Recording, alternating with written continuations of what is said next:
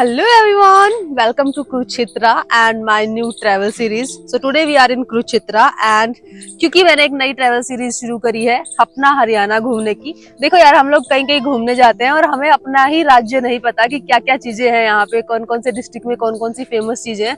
तो मैंने सोचा क्यों ना उन्हें ही एक्सप्लोर किया जाए। तो सबसे पहले आज हम आए हैं कुरुक्षेत्रा में एंड आज हम एक्सप्लोर करने वाले हैं कुरुक्षेत्र और सबसे पहले मैं आई हूँ ब्रह्म सरोवर में। तो चलो सबसे पहले इसे एक्सप्लोर करते हैं। सरोवर से मैंने इसलिए शुरू किया क्योंकि यहाँ से ही सृष्टि की संरचना शुरू हुई थी। ब्रह्मा जी ने एक बहुत बड़ा यज्ञ किया था और उसके बाद उन्होंने सृष्टि का निर्माण करा था इसी जगह से। तो मैंने सोचा सबसे पहले यहीं से शुरुआत करते हैं। कुरुक्षेत्र सिर्फ महाभारत के लिए ही फेमस नहीं है, बल्कि यहाँ पर बहुत सारी रोचक घटनाएं घटी हैं। तो चलो जानते हैं उन रोचक घटनाओं के बारे में। ब्रह्म सरोवर कुरुक्षेत्र जिले के थानेसर में स्थित एक बहुत ही पवित्र स्थान है। रात के समय ये जगह और भी खूबसूरत होती है। ये कुंड लगभग 1800 मीटर लंबा और 1400 मीटर चौड़ा है। ये कुरुक्षेत्र रेलवे स्टेशन से सिर्फ 3 या 4 किलोमीटर की दूरी पर ही है। और अगर आप अपने व्हीकल से आ रहे हैं तो गूगल मैप की सहायता से यहाँ आसानी से पहुँच सकते हैं। ये एशिया का सबसे बड़ा मानव निर्मित सरोवर है जो सतयुग के समय से है। सरोवर के चारों ओर पक्के घाट बनाए हुए हैं जिनको अलग अलग नाम दिए गए हैं, जैसे रुक्मणी घाट, कृष्ण घाट, अभिमन्यु घाट और अर्जुन घाट।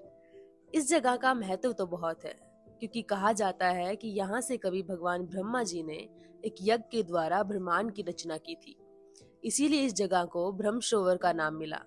ये सरोवर एक सड़क के द्वारा 2 भागों में बांटा गया है। सरोवर के बीच में भगवान शिव और महाकाली का मंदिर भी है, जिसे सर्वेश्वर महामंदिर भी कहा जाता है।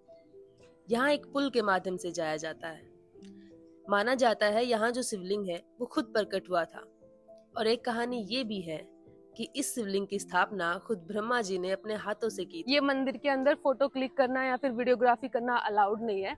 पता है, अंदर ना कुछ फॉरेनर्स थे और वो पूछ रहे थे कि यहाँ पे कैसे क्या हुआ था। तो पंडित जी बता रहे थे कि यहाँ पे ब्रह्मा जी ने जो है सृष्टि का निर्माण किया था और उसके बाद जब उन्होंने यहाँ पे यज्ञ करा था, उस यज्ञ के बाद ये जो शिवलिंग है ये धरती में से ऊपर आया था। तो ये जो शिवलिंग है ये उस टाइम का है, उस टाइम के हैं भगवान जी शिव जी यहाँ पे। इस तीर्थ स्थान के बारे में महाभारत तथा वामन पुराण में भी लिखा गया है।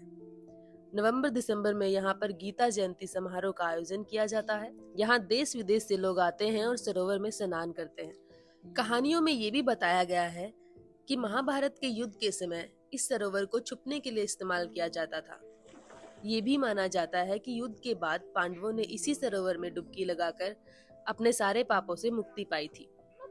गीता महोत्सव व सूर्य ग्रहण के समय यहाँ भव्य मेला लगता है और दूर दूर से लोग यहाँ डुबकी लगाने आते हैं। दिसंबर महीने में यहाँ दीपदान का आयोजन किया जाता है।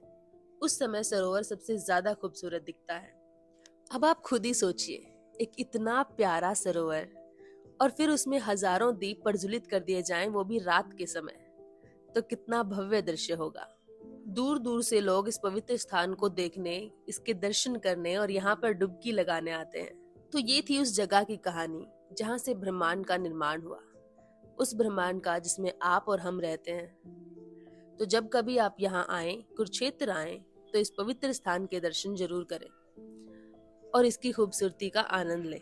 हरियाणा सरकार इस पवित्र स्थान को सहेज कर रखने में एक अहम भूमिका निभा रही है। ब्रह्म सरोवर में आपको सरोवर और प्राचीन शिव मंदिर के अलावा और भी चीजें देखने को मिलेंगी, जैसे पांडव द्रौपदी कूप, श्री कृष्ण और अर्जुन का रथ, प्राचीन श्याम मंदिर और भी बहुत कुछ।